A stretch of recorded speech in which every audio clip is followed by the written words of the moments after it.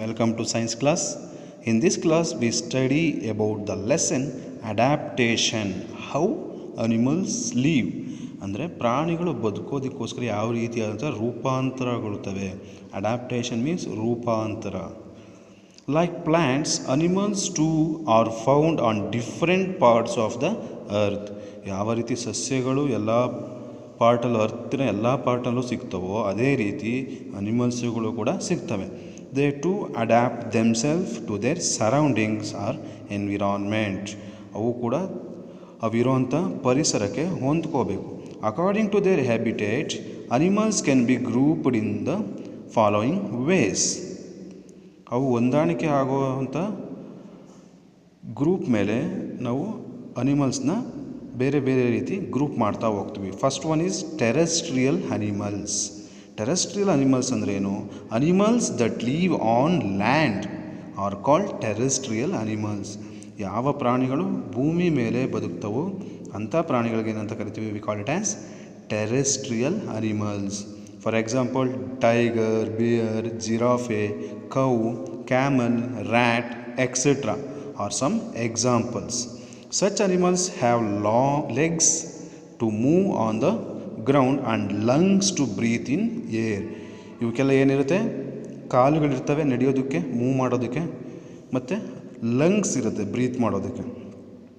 ಯಾವಕ್ಕೆ? Terrestrial ಅನಿಮಲ್ಸ್ಗೆ. The terrestrial animals also have a well developed nervous system.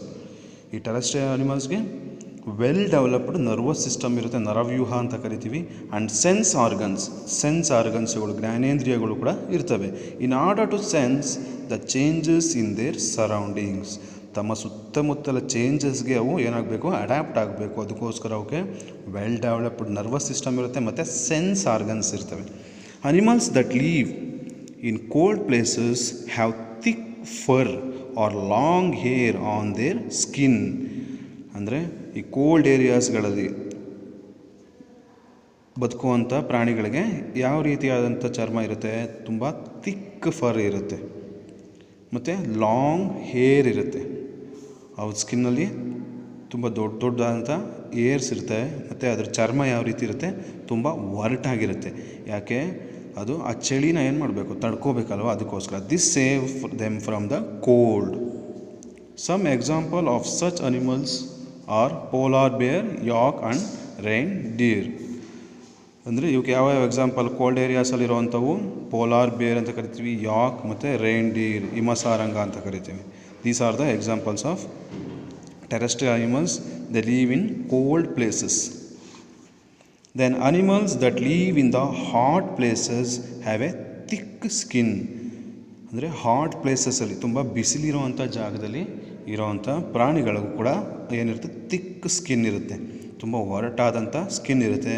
ಏನು ಮಾಡುತ್ತೆ? This prevents loss of water from the body.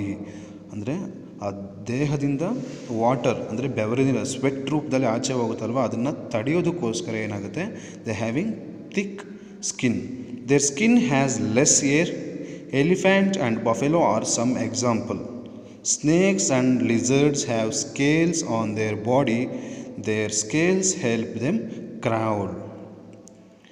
ಅಂದರೆ ಈಗ elephant, buffalo ಅವಕ್ಕೆಲ್ಲ ನೋಡಿದಿರಲ್ಲ ಚರ್ಮ ಎಷ್ಟು ಒರಟಾಗಿರುತ್ತೆ ಮತ್ತು ಅವಕ್ಕೆ ಕೂದಲಿರಲ್ಲ ಜಾಸ್ತಿ. ಮತ್ತು snakes and lizard have scale ಅಂದರೆ ಪೊರೆಗಳಿರ್ತಾವಲ್ವ ಸ್ನೇಕ್ಸ್ಗಳಿಗೆ, ಅವೇನು ಮಾಡ್ತವೆ? ದೇ ಹೆಲ್ಪ್ ಟು ಕ್ರೌಲ್, ತೆವಳೋದಕ್ಕೆ ಹೆಲ್ಪ್ ಮಾಡ್ತವೆ ಅವು. The long neck of the giraffe is a very good example of adaptation. Giraffes are able to eat the leaves of tree and reach the higher branches of the trees due to their long neck. ಈ ಜಿರಾಫೆಗೆ ತುಂಬ ಎತ್ತರವಾಗಿರೋದ್ರಿಂದ, ತುಂಬ ಉದ್ದವಾಗಿರೋದ್ರಿಂದ ಏನು neck, ಕುತ್ತಿಗೆ ಏನು ಮಾಡ್ತದೋ ತುಂಬ ದೊಡ್ಡದಾಗಿರೋಂಥ ಮರಗಳಲ್ಲೂ ಕೂಡ ಏನು ಮಾಡ್ತದೋ ಎಲೆಗಳನ್ನ ತಿನ್ನುತ್ತೆ. The camel is called the ship of the desert. ಮರುಭೂಮಿಯ ಹಡಗು ಅಂತ ಕರಿತೀವಿ ಯಾವುದನ್ನ? ಕ್ಯಾಮಲ್ನ. It has a thick skin that protects it from the hot and dry climate of desert. ಇದಕ್ಕೂ ಕೂಡ ಚರ್ಮ ಯಾವ ರೀತಿ ಇರುತ್ತೆ? ತುಂಬ ಒರಟಾಗಿರುತ್ತೆ. ಒರಟಾಗಿರೋದ್ರಿಂದ ಏನಾಗುತ್ತೆ? ಅದರಲ್ಲಿ ಸ್ವೆಟ್ ಅಂದರೆ ವಾಟರ್ ಆಚೆ ಬರೋದಿಲ್ಲ. It can also live without food and water for many days. ಇದು ಆಹಾರ ಮತ್ತು ನೀರಿಲ್ಲದೆ ತುಂಬ ದಿನಗಳ ಕಾಲ ಇರುತ್ತೆ. There is a hump on the camel's body that stores fat. ಈ ಹಂಪ್ ಇರುತ್ತಲ್ಲ, ಉಬ್ಬು, ಇದರಲ್ಲಿ ಏನು ಮಾಡುತ್ತೆ, ಇಟ್ ಸ್ಟೋರ್ಸ್ ಫ್ಯಾಟ್, ಕೊಬ್ಬಿನ ಅಂಶನ ಇದು ಏನು ಮಾಡುತ್ತೆ, ಸ್ಟೋರ್ ಮಾಡ್ಕೊಳುತ್ತೆ. This fat can be utilised by this animal when it cannot find any food to heat. ಇದು ಆಹಾರ ಸಿಗದೇ ಇರೋ ಟೈಮಲ್ಲಿ ಏನು ಮಾಡುತ್ತೆ, ಇದರಲ್ಲಿ ಸ್ಟೋರ್ ಮಾಡ್ಕೊಂಡಿರ್ತಲ್ವ ಈ ಹಂಪಲ್ಲಿ ಫ್ಯಾಟ್ ಆಗಿ ಇದನ್ನು ಮತ್ತೆ ಯುಟಿಲೈಸ್ ಮಾಡ್ಕೊಳುತ್ತೆ. Some animals sleep in a warm place throughout the cold winter period. This winter sleep is called hibernation.